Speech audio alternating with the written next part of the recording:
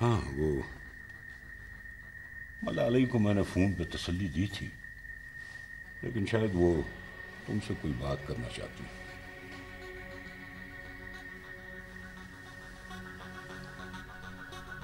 हाँ, हेलो बेटा, वो आज़र से बात करनी, तो बात करो।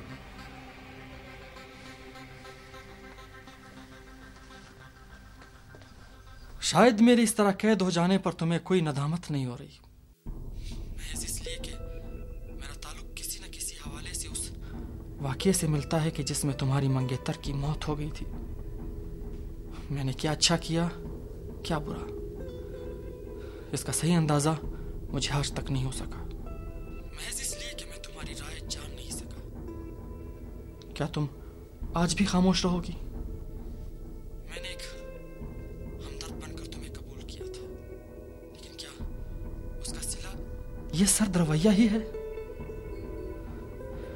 वही सर्द रवैया जो तुम्हारा भाई मेरी बहन के साथ रवा रखता है।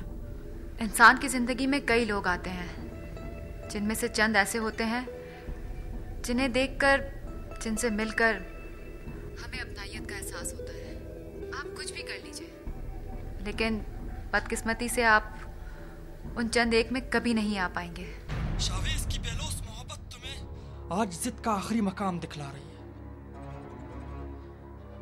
4 फुट के इस तंग कमरे में क्या यही जली कटी सुनाने के लिए तुम मुझसे बात करना चाह रही थी? लाला जब से लापता हुआ है और कहीं से मिलने नहीं गई, मगर अब जब उनके मिल जाने की उम्मीद पैदा हुई है, ऐसे में मुर्गे के पास जाकर उन्हें कुछ तसल्ली देना चाहती हूँ। मुझे इस हालत में छोड़कर वहां बाबा हवेली में जो अकेले हैं, उनकी परेशानी, तन्हाई, खिदमत का कोई एहसास नहीं तुम्हें? तुम्हारी माँ को दिलासा देने के लिए वहां फौज जफरमोश तुम्हारे घर पर बैठी है। तुम हवेली में ही रहोगी और बाबा की खिदमत में कोई कोताही नहीं होनी चाहिए, समझी?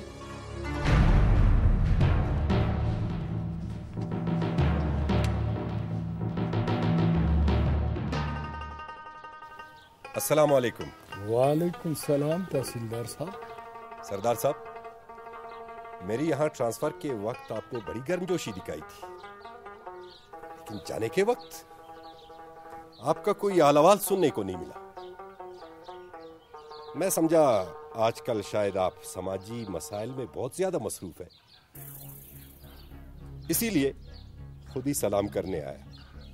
तहसीलदार, तुम्हारा शुमार मुख्ताराबाद के उन गिने चुने बदकिस्मत अफीसरों में होता है जिन्हें जाते वक्त मोहतबरीन का अलविदाई सलाम तक नसीब ना हुआ, और तुम खुद ही उन्हें सलाम कहने यहाँ चले आए।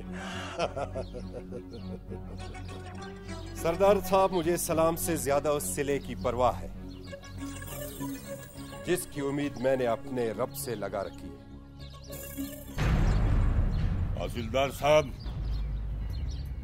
जिस सिले की उम्मीद तुम अपने रब से लगाए रखे हो, हमारे नजदीक वो जुल्म है, नाइंसाफी है।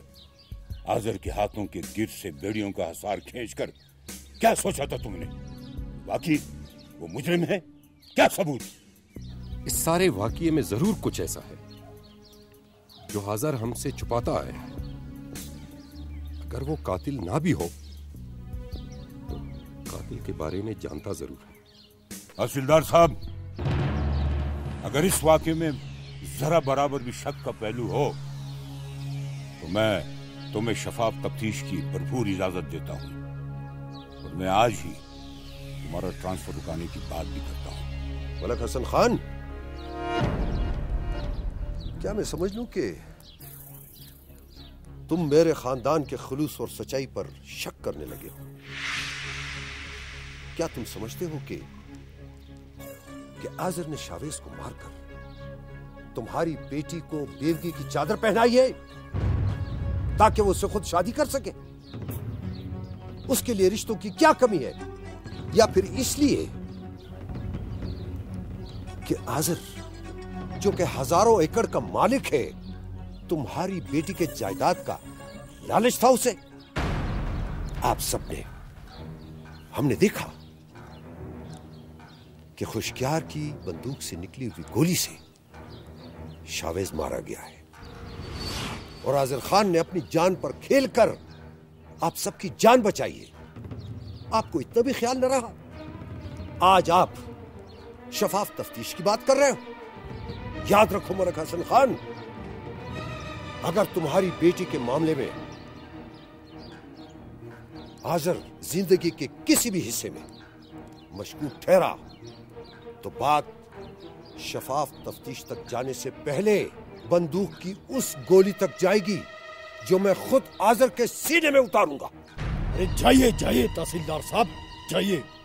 अपनी मरी हुई नाकिस तफ्तीश का मलबा आजर के सर पर डालकर खुद तो यहाँ से दुम दबाकर भाग गए और हमारी दोस्तों के दरमियान नफरत की ऊंची ऊंची दीवारें खड़ी कर गए। तहसीलदार साहब, आप हमारे किसी दुश्मन से भारी भरकम रकम वसूल कर हमें जिस फंदे की सजा से डराना चाहते हैं वो अभी तक आजर के लिए बना ही नहीं। हाँ, अलबत्ता हम अपने छुपे हुए मुद्दई को सामने लाकर अपने हाथ से बनाए हुए फंदे पर लटकाएंगे जरूर, जिसमें आपको दाद हाम होगी। हाम। सरदार साहब, ऐसा करके तुम एक इंसान के नाहक खून के जिम्मेदार होंगे जिसका इकरार तुमने अभी हम सबके सामने कर दिया। चलता हूं मैं।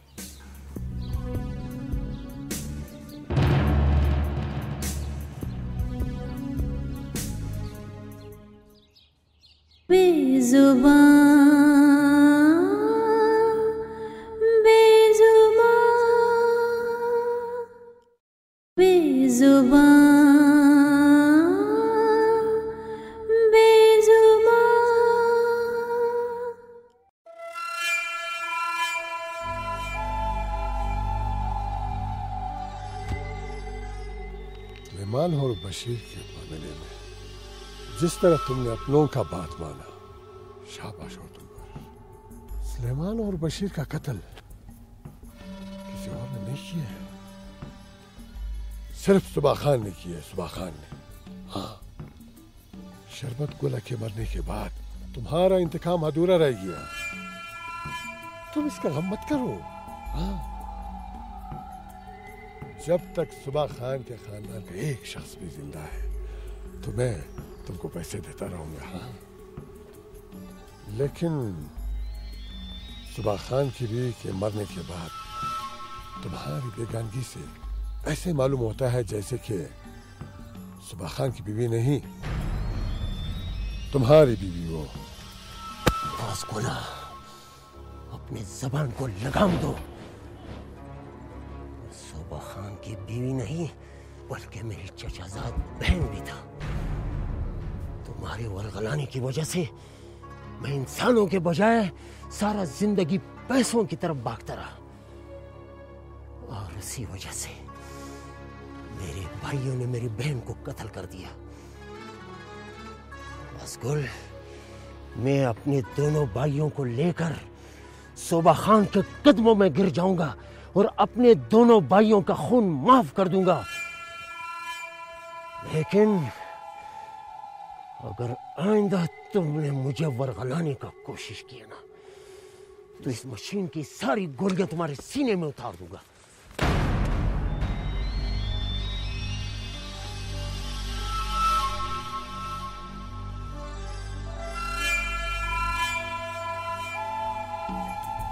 अब्दुल्ला, तुमने मेरी थोड़ी सी रुसवाई के लिए अपने आप को बहुत बड़े अजाब में डाला और मैं भी तुझे ऐसे अजाब में डालूंगा, ऐसे अजाब में डालूंगा जो तुम्हारे आने वाले बच्चे भी याद रखेंगे। हाँ,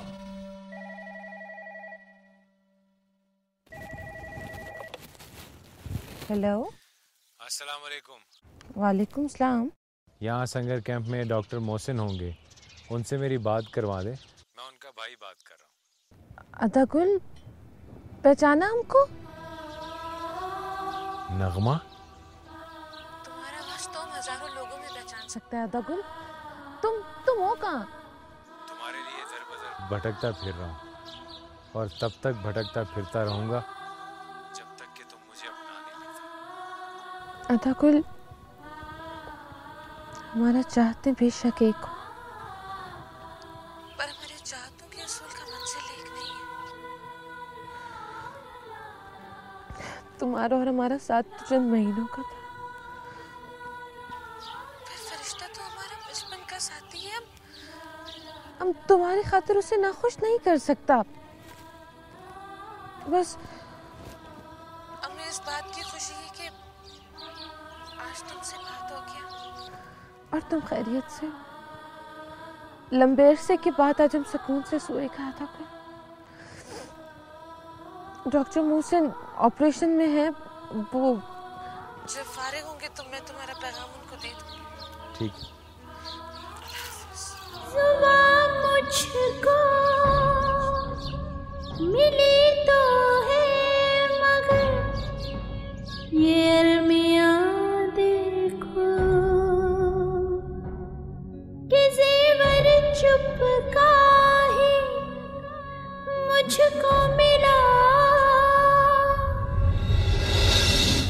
दुश्मनी के असूलों के सारी सरहदें पार करके आज तुमने मुझे अपने ही नजरों में गिरा दी। तुम इस दस्तार के लायक ही नहीं हो जो तुम जैसे नौजवानों के सर का ताज है। दौलत के हौस में पागल होकर तुम्हें सिर्फ एक औरत नजर आई। खून का इतना बड़ा रिश्ता नजर नहीं आया तुम्हें।